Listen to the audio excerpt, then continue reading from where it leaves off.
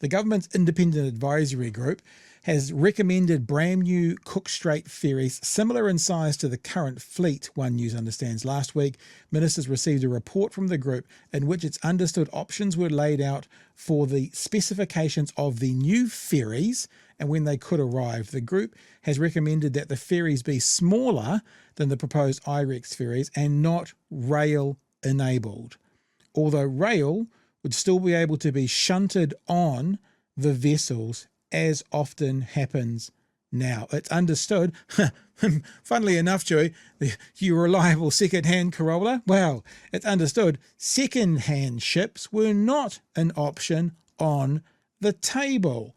But ministers were said to be considering whether Kiwi Rail would buy the ferries, here's the warning people, or a different entity would handle the purchase. Now, Chewy, what you just said as well, right, about it was all costed out. So this is what's going to happen, whānau. I almost guarantee it. I bet Chewy's life on it. Is that imagine you were in a contract through COVID to get a 3-bedroom house built, right? Signed, sealed, delivered, was done. You were done. It was going to cost you $1 million. And of course, jib went through the roof, prices went through the roof through COVID. Doesn't matter. You've got a contract at the end of COVID when they finished it. Let's say it's getting finished for Christmas. It's going to cost you $1 million. If you try and build the same house today, it's going to cost you $1.5 million. So actually, you can either spend more to build the same house today, or you can get a lesser product, let's say a 2-bedroom house, or on a smaller set or a smaller footprint for the same money. That's what's going to happen with the ferries. The ferries are either going to be smaller and not service us as well because they won't be rail enabled for the same money, or they're going to cost more. That's what's going to happen. We said that's what was going to happen, and it's what's going to happen. The other thing, Chewy, that I wanted to mention, which I don't quite understand, right? This is from the press over the weekend as well. Now, I just highlighted the word billion because it's a fun word to highlight. Part of this article called New Zealand to the back of the queue for new Cook Strait ferries. From having them built for us to the back of the queue. The government in December cancelled an order for 2 new ferries, which would have been getting built now due to a $2 billion budget blowout, right? That's what they said. Now, further on in this article, and I don't understand this, it says this. Over the weekend, Transport Minister Simeon Brown announced that the government has ensured funding is available to purchase new ships. Oh, that's good. I wonder how much they've got. While Willis said that there was a $7.5 billion multi-year capital allowance that the new ferry funding would come from.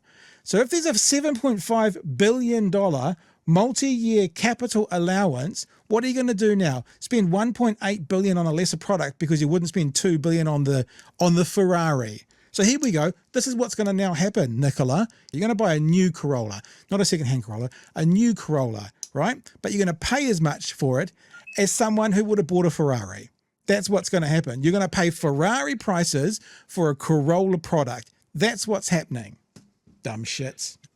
This whole thing reeks of just going after a project because Labor has done it.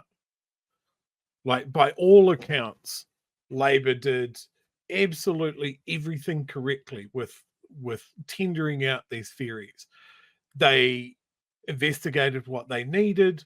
They looked at outside issues like lowering our carbon emissions. You know, a big thing about these ferries is that they were diesel electric. They had a whole bunch of batteries that could be charged and while they're at port and charged by diesel generators, and you could expand the battery packs at a later date to make it even more electric.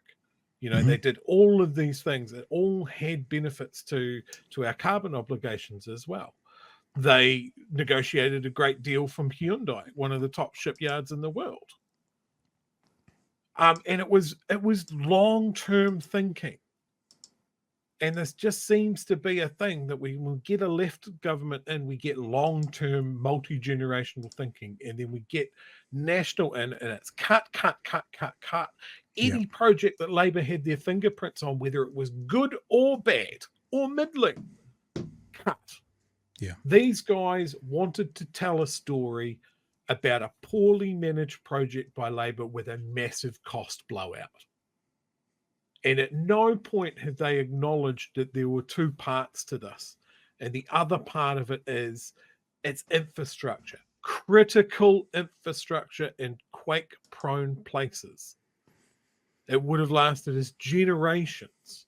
Yeah. And we've chucked the baby out of with the bathwater. And as you said, we're going to be paying close to the same amount For a for Corolla. less capable things. And if you're a ship maker and the New Zealand government comes to you and says, hey, look, we need to buy some ships.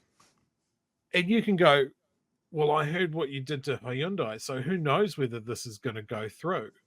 So we're not going to give you a good deal because we don't trust you. Like, I would love to be in the delegation that turned up at Hyundai and go, actually, mate, we've changed our minds. We'd like to get those ships. Thanks. And Hyundai goes, get fucked. We're busy. Economic vandals. Absolute clown shoes.